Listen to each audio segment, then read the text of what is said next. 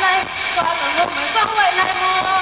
phần này mới đi xa quá tôi sẽ phải phải về phần này để ta muốn khắc sâu đậm rãi phần đây là số máu khắc con anh nhé này liếc đâu ra đến ta nhé ngày con này hoa là đông nước bát bài mùa mấy tàu quay này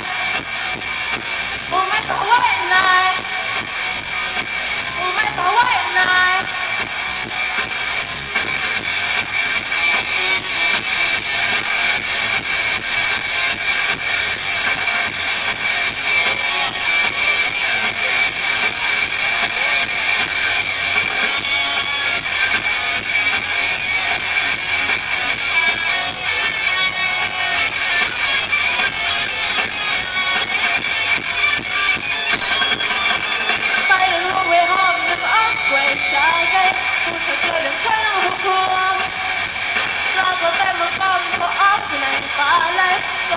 mày sống quay này mùa